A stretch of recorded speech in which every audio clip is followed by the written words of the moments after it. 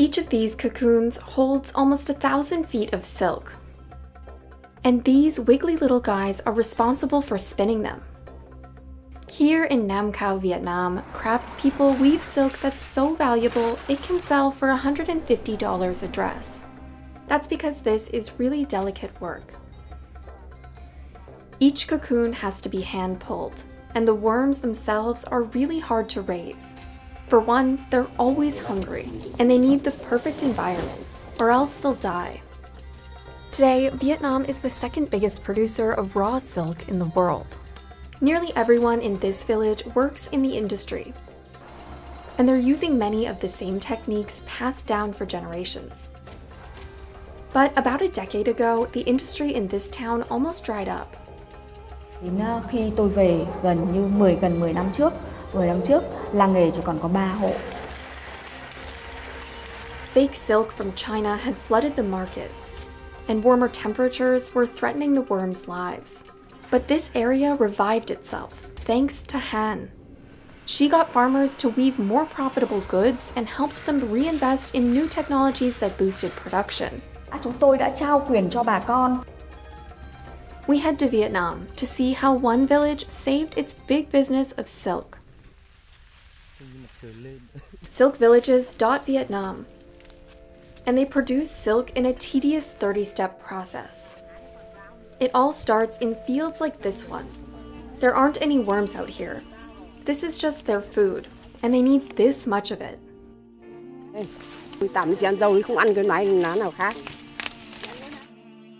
These leaves contain vitamins, amino acids, and enough moisture that the worms never need to drink water. Farmers bring loads of harvested leaves to the silkworm houses. Phòng này để nuôi tằm. Đúng rồi, cái mùi tằm với mùi của tằm. Nhất là khi mà nó chuẩn bị nó còn chín, nó còn hơi, nó còn có khi nó còn hơi. Han Van Tin is a 35-year veteran farmer. He buys tens of thousands of worms from breeders each year. And he raises them on big bamboo mats on the first floor of his home. When it's feeding time, he lays a net on the worms. Then he heaps 3 pounds of food on top. The healthy worms crawl through the holes and get to munching. Thay tằm nó vậy là những con nào mà nó xấu ấy, thì nó lọt lại ở dưới. And they eat over 600 pounds of leaves a day. Ruộng ăn cơm nằm, nuôi tằm ăn cơm đứng, chỗ đó cụ nói vậy mà. Meaning Tin can't rest because the worms eat every 4 hours. Nếu mà mình không cho ăn thì sao?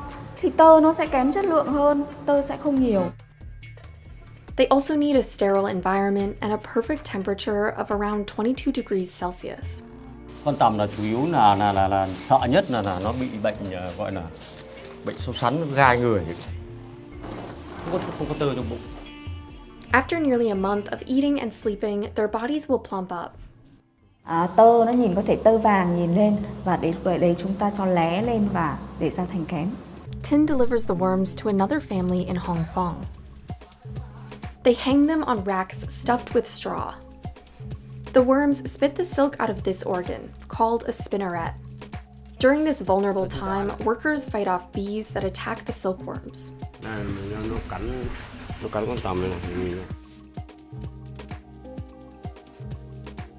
The worms need sunny weather to produce colorful cocoons, because if it's rainy and gray outside, the cocoons could lose their color and look damaged.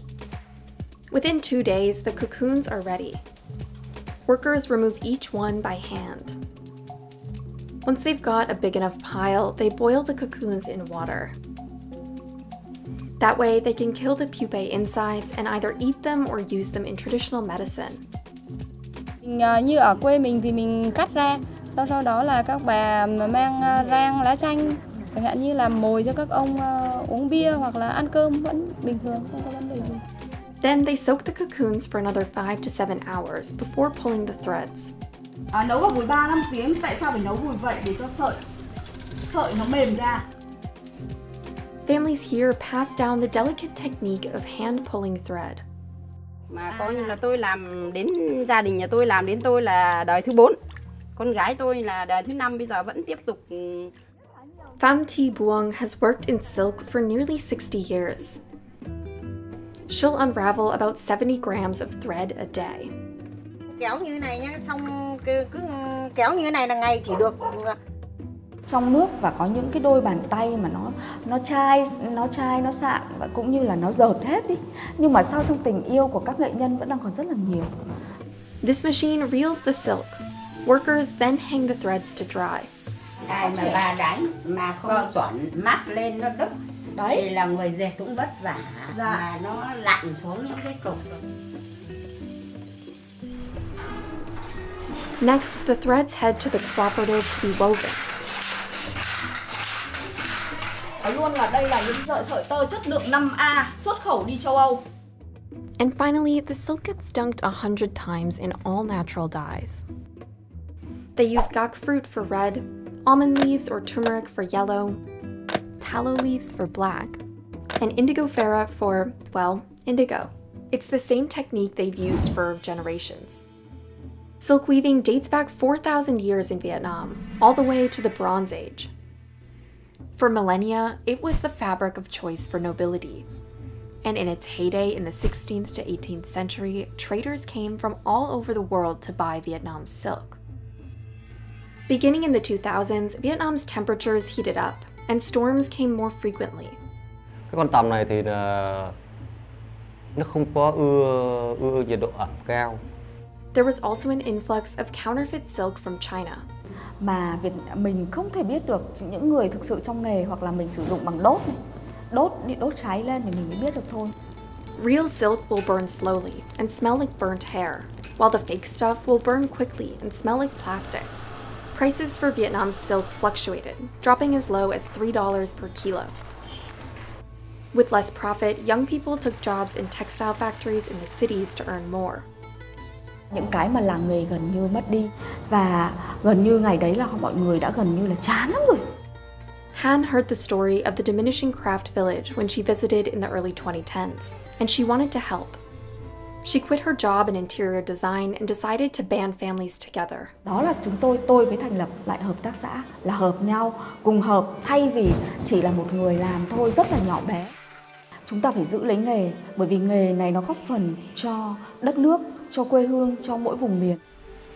She got farmers to purchase air conditioning units so they could raise worms in any weather. Thành ra là mình phải lắp điều hòa để giữ cái nhiệt độ cho nó mát mẻ.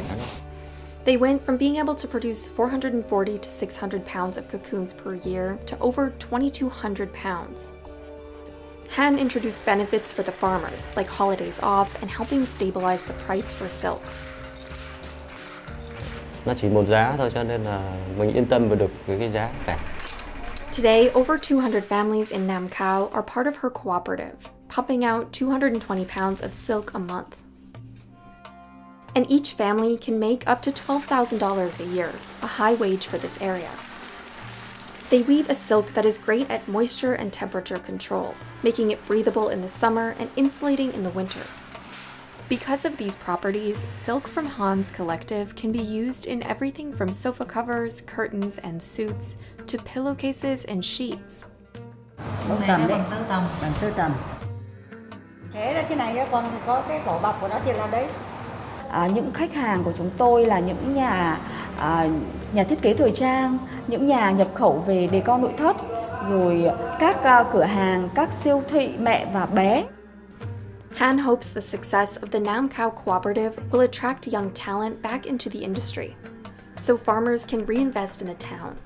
Sau này là tương lai sau này thì như Hạnh nói là sẽ về làm đây cái khu để chăn nuôi và làm nhà kính nhà gì đó hay là nhà chăn nuôi tằm lạnh. Until then, they'll keep spinning away.